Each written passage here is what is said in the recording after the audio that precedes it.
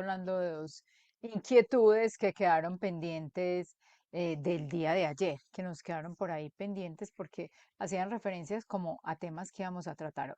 Entonces voy a arrancar con eso y enseguida resolvemos las inquietudes que nos han transmitido el día de hoy en el chat y esperamos que llegue Marcela para las inquietudes de su tema. Miriam Restrepo preguntaba ayer, ¿se puede seguir haciendo los documentos soportes de personas naturales no obligados a facturar en Excel con su respectiva resolución de facturación?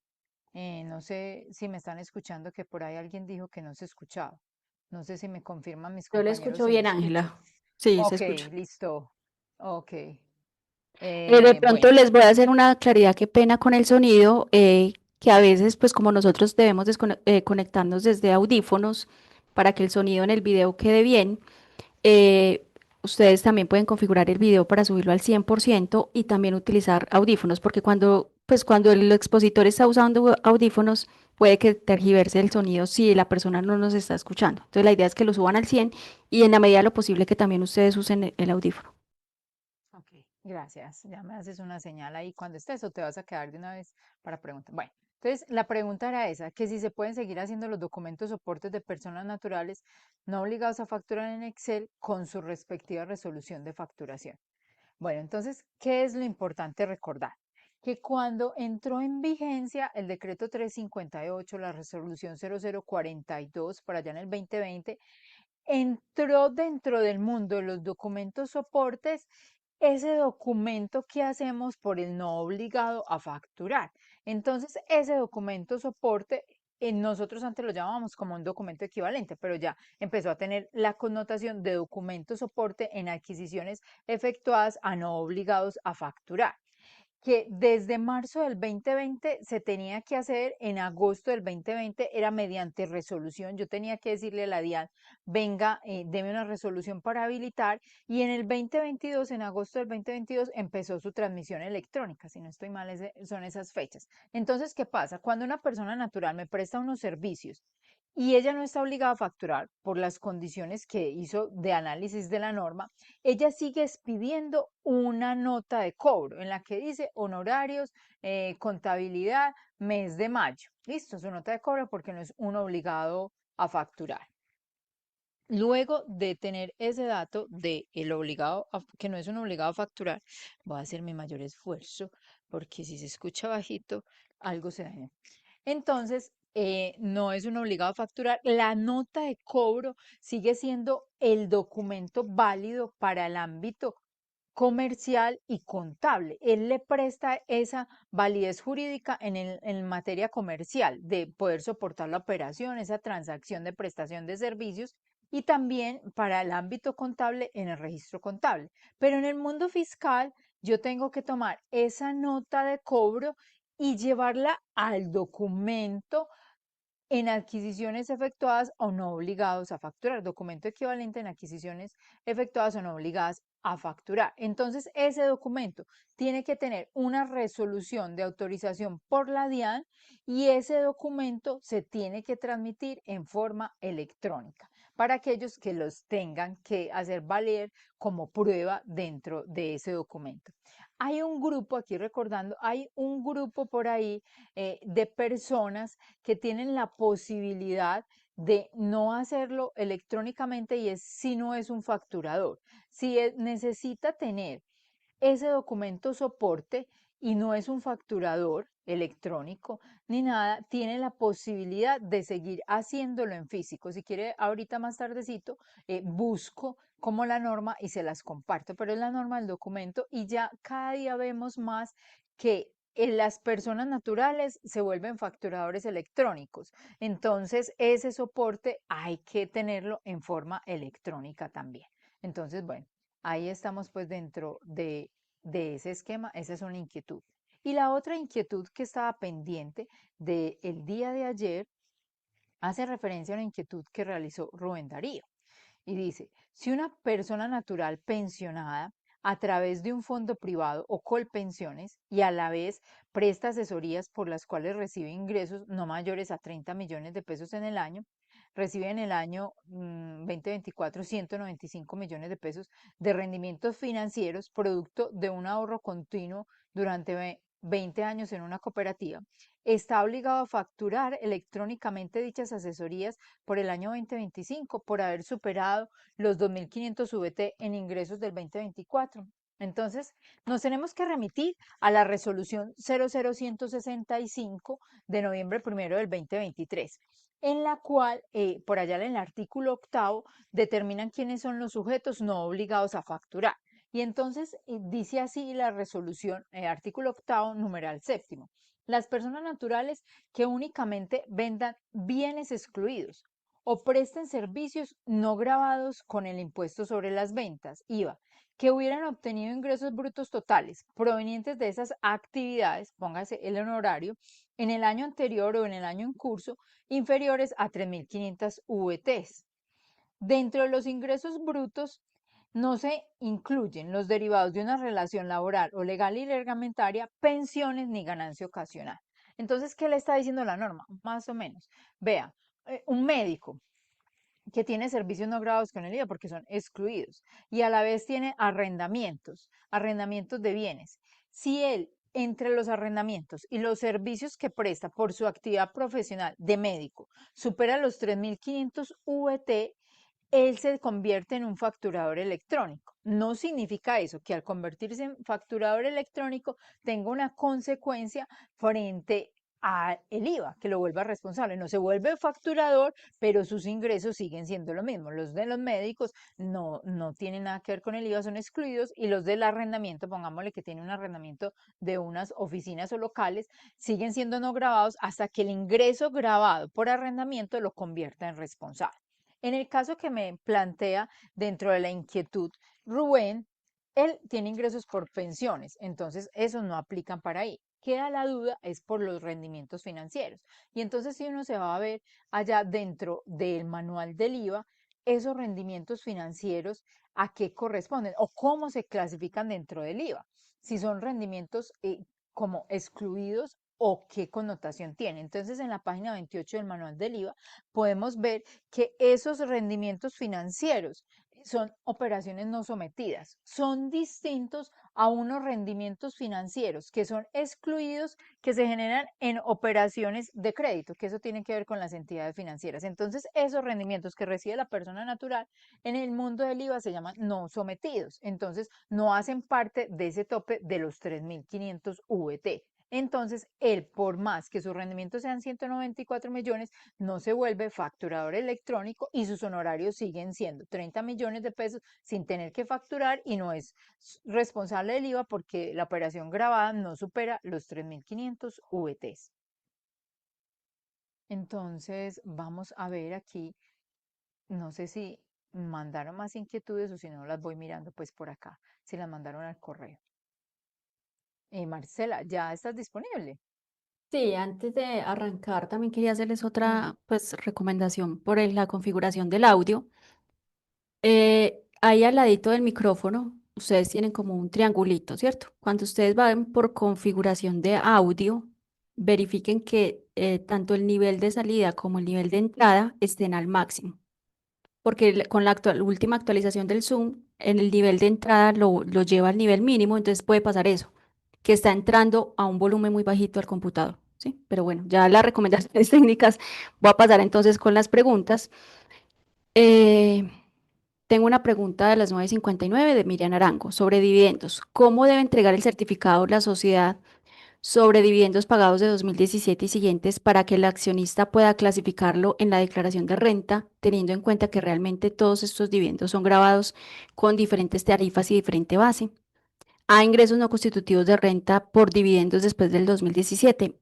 Bueno, Miriam, esa pregunta sí es muy importante porque sobre todo con las empresas que no cotizan en bolsa o que no tienen pues como unos programas estándar tan robustos, uno sí encuentra que a veces los certificados no los entregan correctamente, simplemente dicen dividendos, muchas veces ni siquiera nos especifican el año o dividendos grabados, no grabados. Bueno, entonces ahí sí es muy importante que uno haga la claridad de si son de 2016 y anteriores, si son de 2017 y siguientes, y como se están entregando, me parece a mí que como los entregan en las empresas que cotizan en bolsa, son un buen ejemplo, ¿cierto? Ellos dicen 2017 y siguientes grabados, 2017 y siguientes no grabados.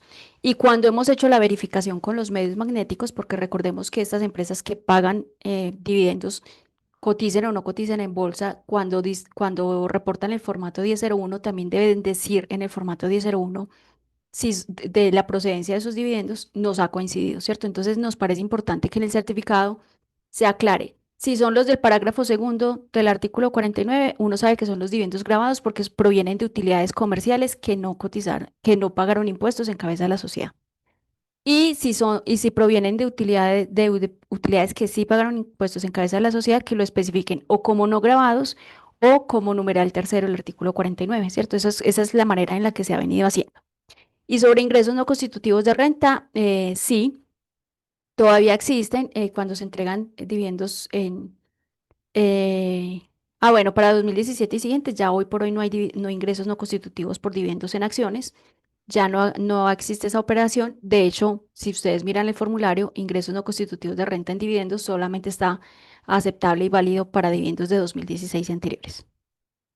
Bueno, pregunta Miriam, por allá le contestaron en el chat, pero quiero hacerla pública, sobre el descuento del 1% en adquisiciones de bienes o servicios que están soportados en facturación electrónica en renta para sumar a esas rentas exentas y deducciones y poder ampliar el tope de 1.340 VTs, que las compras de activos fijos también operan para el descuento. Es cierto, sí es cierto. Por ejemplo, los clientes guardan esa compra del vehículo, algunos lo remiten o no hay necesidad que lo remitan si la DIAN lo tiene, o también cuando compran las viviendas. El año pasado nos tomamos unos descuentos en compras de viviendas que estaba la factura. La factura de la vivienda se lleva como activo, pero eso le da derecho al 1% del descuento para aplicar ahí en ese renglón 92 de la declaración de renta. Luz Amparo pregunta. Si yo voy a comprar un inmueble para renta y tengo ahorro de pensión voluntaria que ya ha cumplido el tiempo de retiro, ¿es viable que se utilice el beneficio? Pues lo que te estoy entendiendo, Luz Amparo, es que hace tiempo tienes unos aportes en el Fondo Voluntario de Pensiones, ¿cierto? Que ya cumplieron el término mínimo de permanencia de 5 años o de 10 años, dependiendo de la fecha del aporte. Si es así, a ver, digamos que ese retiro va a ser no grabado por cualquiera de las dos condiciones, o porque ya cumplió el término de permanencia o porque se está destinando para la compra de vivienda, ¿cierto? Entonces, en ambos casos no va a ser grabado. Yo no sé si de pronto tu pregunta es, ¿qué pasa si yo dejo esa plata que ya cumplió los requisitos para cuando la requiera y adicionalmente aporto este año, porque esa también podría ser una alternativa? Yo podría retirar esos que ya cumplieron permanencia, que en el momento en que lo retiren no se penalizan como un ingreso grabado porque pues porque ya cumplieron requisitos y así lo establece la norma, y luego volverlos a consignar para retirarlos para la compra de vivienda. ¿Para qué dar toda esa vuelta? Que esa es una opción que puedes mirar, Luz Amparo. Con esa alternativa lo que tendrías es el beneficio de renta exenta este año, ¿cierto? Porque la renta exenta es por los aportes de este año. Entonces, si tú lo que haces es que esos ya cumplieron requisitos de permanencia, los retiro por requisitos de permanencia, no son grabados. Y vuelvo y consigno de allá para volver a retirar, pero ya porque voy a comprar viviendas. Si es así, tendrías un beneficio. Si tú simplemente lo que haces es que de esa plata que ya tienes por allá ahorrada, lo retiras para comprar la vivienda, no vas a tener beneficio de la renta exenta porque no es un aporte del año. Esa es de pronto como la alternativa y la planeación que hay que hacer. Bueno, pregunta Marinela Taborda. En cuanto a los aportes a la seguridad social, la ley 2381 de 2024 establece que las empresas que contratan a personas independientes para servicios a partir de julio de 2025 deberá la empresa retener y pagar los aportes a salud, pensión y riesgos laborales mediante la pila. Pregunta, ¿esto aplica para pagos mensualizados que no superen un salario mínimo mensual legal vigente? Es decir, si a una persona en el mes se le paga servicios por un valor de 1.300.000 como empresa, agente retenedor o no, estaríamos obligados a retenerle y pagar la seguridad social de dicho tercero sin depuración alguna. Bueno, entonces tenemos que recordar que en esta norma de las pensiones va a surgir un cambio, pero ese cambio no va a cambiar la forma en la cual se están haciendo los aportes a la seguridad social con la esencia. de los independientes. ¿Cómo hacía Ángela Mesa? Explíqueme un poquito más. Es decir, los aportes a la seguridad social como independientes, el independiente que clasifique en prestación personal de servicio o otros contratos que esté obligado a aportar, lo debe seguir haciendo. Su base la determina la norma. Si tiene costos, detrae los costos el 40% de la utilidad, si no el otro es el 40% del ingreso bruto. O sea, eso no va a cambiar. Tampoco va a cambiar que yo como contratante, cuando adquiera servicios personales, tenga que tener el soporte de la seguridad social cuando realizo un pago en el mes superior a un salario mínimo legal mensual vigente. Eso no va a cambiar. Entonces, usted por ese lado no quiere decir que ahora que la norma le indique que a todo el que le pague servicios personales le tiene que hacer la retención. Y sale a colación la resolución 467 que empieza a regir como en agosto, donde se incorpora una nueva planilla, esa 467 es del 2025. Pero, ¿qué está diciendo la resolución? Un momentico. Es que el que usted contrata para la prestación personal del servicio puede seguir haciendo sus aportes a la seguridad social como lo venía haciendo. Es decir, yo me comprometo a seguir haciendo lo mismo y pasarle el soporte, pero también está la opción que esa persona natural que presta los servicios con el contratante, con el que va a ser el pagador, acuerden y le digan, vea, yo no me voy a preocupar por hacer las planillas de seguridad social. Usted, quien necesita el soporte, venga, hagamos un documento, acordamos que usted me paga la planilla, pero existen los dos caminos, no está limitado a un solo camino y no cambian las bases por las cuales se hace exigible la seguridad social. Siguen siendo las mismas en los mismos periodos de pago. Pregunta Eliana Chica, se solicitó una compensación de un saldo a favor que se tenía en renta, con un saldo a pagar en IVA. Cuando se radicó la compensación, se afectó un bimestre que presentaba un saldo, pero por error, antes de que notificaran la compensación, se pagó el saldo. Cuando notificaron la compensación, arrojó nuevamente un saldo a favor por este concepto. ¿Cómo se solicita nuevamente ese saldo a favor? Bueno, Eliana, ahí hay como varias alternativas que uno podría revisar con el trámite. Lo primero es verificar si de pronto lo que ustedes pueden hacer es a través de un PQRS cambiar el número de la declaración del recibo de pago. Me explico. Si ustedes imputaron el recibo por 5 millones de pesos a la bimestre 5 del 2024, decirle a la DIAN a través de un PQRS con ley antitrámites que solicitan que ese el recibo de pago 491 se impute no a esa declaración 300 que corresponde al del bimestre 5 del 2024, sino al bimestre 6 o a otra declaración posterior. Si la DIAN hace eso, entonces ya la solicitud del saldo a favor queda correcta, ¿cierto? Porque si no, el trámite que continuaría sería la solicitud de un pago en exceso, ¿cierto? Entonces, mi primera opción sería a través de un PQRS por ley de antitrámites que se corrija el número de declaración asociada del recibo de pago y se vaya a otra declaración diferente. Si no se puede hacer, si ya no tienen obligaciones pendientes, lo otro que habría que hacer es solicitud de pago en exceso y ya con el pago en exceso lo que ustedes tienen que adjuntar es primero pedir cita, porque eso no se puede hacer a través de servicios informáticos electrónicos, pedir cita y se adjunta la resolución de la devolución inicial, el formato 010, pues, y la resolución que entrega la DIAN. El 010 es súper importante porque ahí es donde ustedes muestran cómo fue que solicitaron la imputación, ¿cierto? La resolución definitiva de la DIAN y el último recibo con el cual pagar. Tienes el Ay, me dio micrófono. risa, sí, ya, me dio risa. Yo, ay, bueno, ya estoy aquí. Yo dije, con razón no me escuchan, si no he habilitado el micrófono. Bueno, dice por acá, Natalia Grajales, un dependiente económico. La pregunta es de dependiente económico, perdón, que empecé muy impulsada con la lectura. ¿Se puede tomar como dependiente económico a la mamá en el siguiente caso? Mire qué belleza. Ella en la vigencia 2024 no superó ingresos mayores a 260 VTs, pero al validar sus consignaciones bancarias fueron por una cifra muy alta. Nos dice, por ejemplo, 50 millones de pesos. En este caso es posible tomar como dependiente la mamá. Entonces, si uno se va a mirar la estructura, los requisitos establecidos para los dependientes económicos están en el artículo 387 del Estatuto Tributario, indica que pues obviamente dependan económicamente, la mamá puede depender de los hijos, de uno o de varios, y que los ingresos de la mamá no superen 260 VTs, que más o menos esa cifra de los 260 VT son 12 millones 237. Entonces, esas son las exigencias. ¿Qué puede pasar en ocasiones con la mamá? O sea, la norma no se va a ver afectada, que usted tome a la mamá como dependiente porque tiene consignaciones de 50 millones de pesos. Es que puede ser normal, la mamá puede tener la cuenta y los hijos le hacen la consignación para su sustento. Entonces, la consignación para su sustento no significan ingresos de ella, significan movimientos bancarios que hay que tener claro. Hay que mirar esas consignaciones, ¿qué significan? Que no sea que la mamá esté prestando la cuenta para que otro consigna ahí lo que son los ingresos de él. Es decir, un hijo le dice, no, dame la cuenta que me van a consignar unos honorarios que no va a legalizar o otra situación, unos recursos, me gané un chance, me gané una lotería, entonces lo voy a colocar ahí en tu cuenta. Eso es lo importante tener claro. Si las consignaciones siguen siendo parte de recursos para mantenimiento, es decir, no cumplen con el principio esencial de ser ingresos, no le afecta el tope de los 260 y puede ser dependiente económico.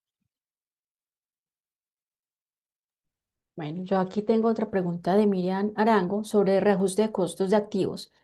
Entendí que el reajuste tomado por artículo 70 debió haber sido incluido en el año anterior. Este valor admite corrección de la declaración anterior. No, Miriam, el artículo 70 no necesita que haya sido incorporado como valor patrimonial porque no lo establece como un requisito el mismo artículo, ¿cierto? Entonces, yo lo puedo tomar solamente el reajuste en el momento de la venta, sin que haya sido valor patrimonial. Aprovecho también para decir con respecto a las correcciones, el artículo 73 que sí dice que debía ser incorporado en el valor patrimonial, ese admite corrección, ¿cierto? Entonces, si yo quiero reajustar por el artículo 73 y yo lo quiero y necesita que esté incorporado en la declaración del año anterior, yo puedo ir a corregir la declaración del año anterior sin problema, es una corrección que no genera sanción.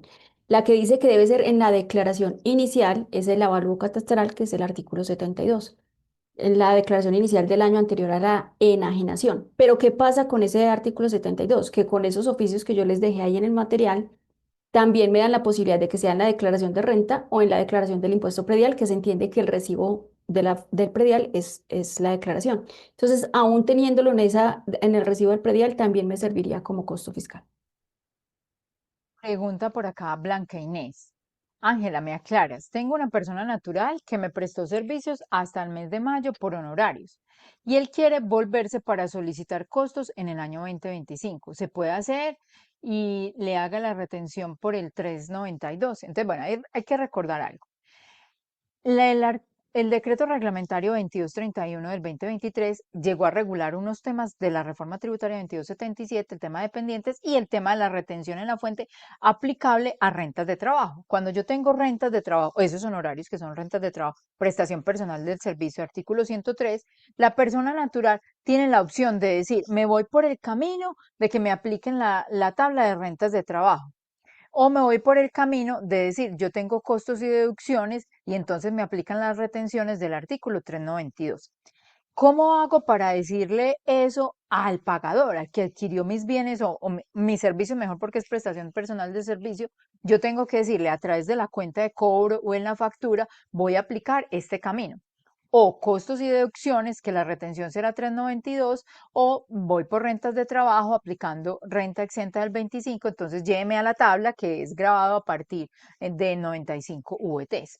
Pero la norma, lo estuve revisando anoche, la norma no habla de qué pasa si yo me puedo cambiar en el camino. Usted, agente retenedor, tiene la prueba de lo que quiere hacer la persona y la persona puede estar en el 2024 en un camino y ahora en el 2025 en otro camino. Y es más, yo puedo empezar en el 2025 hasta mayo diciendo, voy a renta exenta porque no va a tener costos, pero llegó un negocio donde yo en forma adicional tengo otros costos. Yo presto el servicio, pero voy a contratar otro que me haga los informes, otro que haga otra situación, el que me lleve ese reporte, el que me diseñe en la página. Va a ser esos costos asociados a esa prestación personal de servicio. Entonces yo puedo cambiar en mitad del camino y no pasa nada. El agente retenedor, su soporte es en el momento que le está pagando la prestación de servicios, cuál fue la declaración que hizo en esa cuenta de cobro o en esa factura. Pregunta Mariela Cardona. ¿Una sociedad exportadora debe declarar estas cuentas por cobrar en declaración de activos en el exterior? Sí, Mariela. Pues a nuestro juicio creo que siempre hemos estado de acuerdo con esa posición. Ahorita lo que queda es como les decía, ratificado ya con un oficio de la DIAN porque era como contradictorio en algunos casos en las revisiones que habíamos tenido. Algunos clientes habían tenido la experiencia que les decían, no, tranquilo, no lo incorpore, y otros que sí. Entonces, si uno mira el artículo 265, 266, que son los que definen cuándo un bien se entiende poseído en Colombia y cuándo en el exterior, en cuentas por cobrar dice que se entienden poseídos donde esté el deudor, el que debe la plata, ¿cierto? Entonces, por eso les decía, en cuentas por cobrar de clientes o de otros conceptos, si el que debe el dinero está en el exterior, es un activo poseído en el exterior y lo ratifica ese oficio 4, que es el que les dejé en el material de trabajo. Entonces, para una empresa que es exportadora, cuando va a presentar su declaración de activos en el exterior, que es el formulario 160, debe incorporarlo. Aquí aprovecho para hacerles una claridad. Las declaraciones de activos en el exterior de las sociedades pues ya pasaron, ¿cierto? Porque el vencimiento legal es en la misma fecha de presentación de la declaración de renta. Sin embargo, recordemos que la declaración de activos en el exterior no tiene sanción por corrección, porque la sanción por corrección se determina sobre la diferencia entre el valor a pagar o el mayor valor a pagar o el menor saldo a favor. Y como es una declaración informativa, no tiene impuesto, diferente a si no se presenta o si se hubiera presentado extemporánea, porque sí tiene sanción de extemporaneidad. Entonces, si ustedes de pronto detectaron que no se incorporó ese activo en la declaración, lo pueden hacer y esa corrección no tendría sanción. Marcela, no tengo más inquietudes por resolver. ¿Tienes más por ahí? Ah, sí, yo aquí tengo varias. Entonces, tengo una sobre liquidación de sociedad conyugal. Por la muerte del cónyuge se hace la liquidación y sucesión. El cónyuge sobreviviente renunció a sus gananciales porque su patrimonio personal resultó negativo y dejó los bienes a los hijos. ¿Cómo se maneja en declaración del cónyuge sobreviviente? Bueno, este tema no es propiamente ganancia ocasional, sino que esto es una renta ordinaria, ¿cierto? Los gananciales, que es lo que procede en la liquidación de sociedad conyugal, está establecido en un artículo de la renta ordinaria, el artículo 40, ay, se me olvidó, 47 creo que es, pero bueno, es renta ordinaria y es un ingreso no constitutivo de renta. Entonces, hay unas sentencias, en este momento no las recuerdo, pero también están en nuestros informes, sobre la renuncia de gananciales en favor de uno de los cónyuges. Teníamos anteriormente conceptos de la DIAN que decían, cuando uno renuncia a favor del otro, entonces el otro está teniendo una ganancia ocasional y esa ganancia ocasional paga impuestos del 15%. ¿Qué dice esa sentencia que nos parece súper buena? La sentencia dice, no, es que en ninguna parte se ha establecido que los gananciales tienen que ser 50-50. Ellos pueden pactar, y así lo permite el Código Civil, ellos pueden pactar porcentajes diferentes y yo puedo renunciar en favor de. Pero el ganancial no es un ingreso porque realmente lo que estamos haciendo simplemente es sumar patrimonios y dividir entre dos. Pero la sociedad conyugal siempre tuvo el mismo patrimonio, solamente que lo estamos distribuyendo diferente. Entonces, en la primer parte, Miriam, que hay una renuncia de gananciales, entonces lo que pasa es que simplemente el sobreviviente, que es el que renunció a los gananciales, no tiene ingreso, no tiene ingreso no constitutivo. Y el causante, que es para el que renunciaron en favor de, va a tener todo el ingreso de los gananciales y todo ese ingreso es ingreso no constitutivo de renta, ¿sí? Y ahorita, como ya a su vez está haciendo la liquidación de la sociedad conyugal para efectos de herencia, entonces los herederos no reciben sobre una base de 50, sino sobre una base de 100 y todo hace parte de la masa sucesoral para efectos de la herencia. Entonces, el sobreviviente que renunció a los gananciales no tiene ingreso por gananciales. El otro declara los gananciales como ingreso no constitutivo de renta en las rentas no laborales. Y ya todo entra a la masa sucesoral para efectos de ganancia ocasional y de determinar la herencia. Eh, Una persona puede aportar, perdón, únicamente al sistema de salud. Una persona no residente puede aportar únicamente al sistema de salud por mayor valor del ingreso bruto que va a declarar en renta.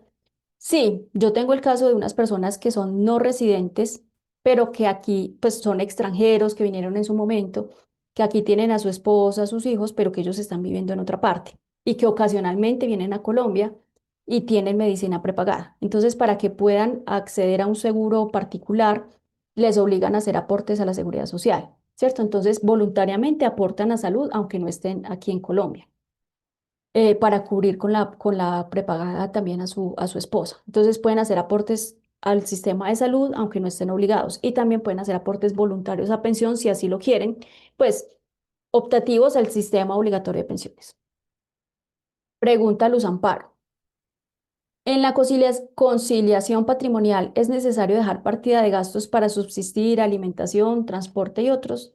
A ver, de la lectura del artículo 236 y siguientes no es obligatorio, ¿cierto? Pero nosotros sí recomendamos hacerlo.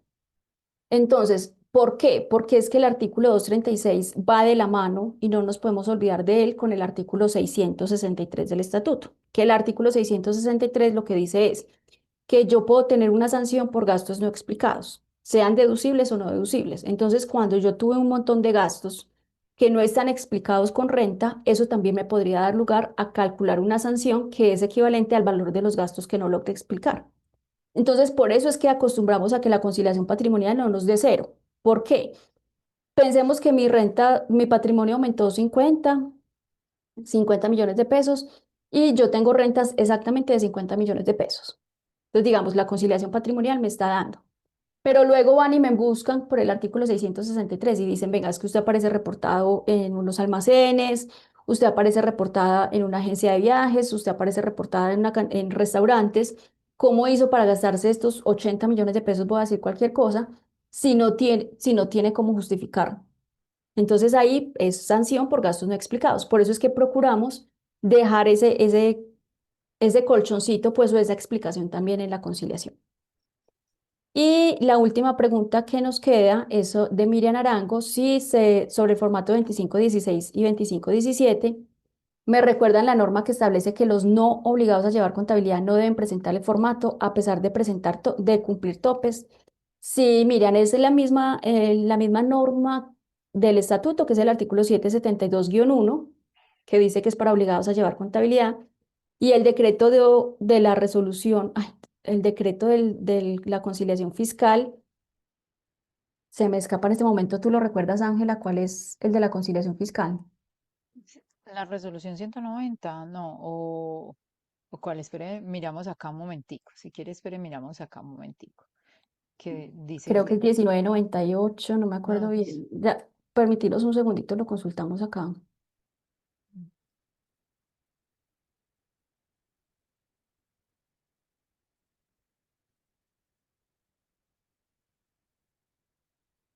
espere, vamos buscando.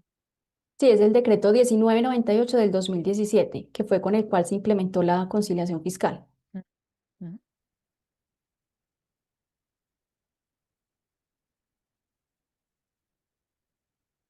Y creo que yo aquí ya terminé también el espacio de las preguntas. Sí, yo no tengo De- más las de información. ayer que quedaron pendientes también se respondieron todas, ¿cierto, Sí, Ángela?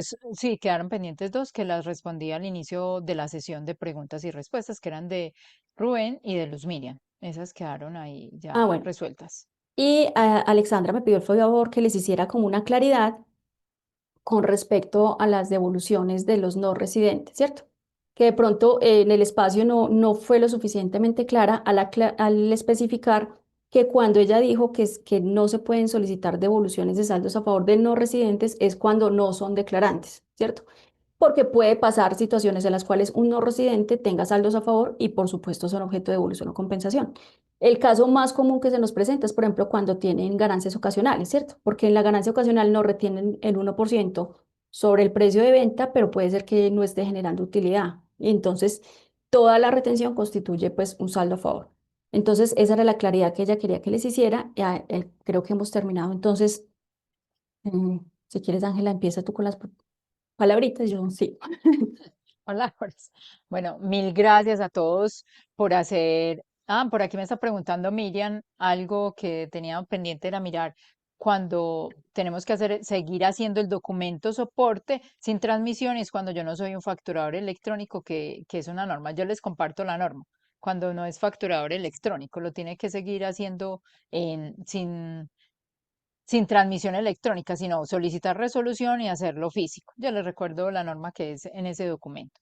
Listo, entonces, mil gracias a todos por estar en este espacio, por haber adelantado un poco las agendas y haber respondido a ese movimiento de agendas, porque siempre este evento lo hacíamos en julio y ustedes nos siguieron la historia y estamos aquí aprovechando este espacio, buscando que con estos elementos que compartimos el día de ayer y el día de hoy, ustedes tengan ya un universo de datos para hacer las mejores declaraciones de rentas que se puedan hacer. Hay cosas que pasan y uno no puede controlar, pero lo importante es tener la información analizada para que se pueda evitar al máximo inconsistencias.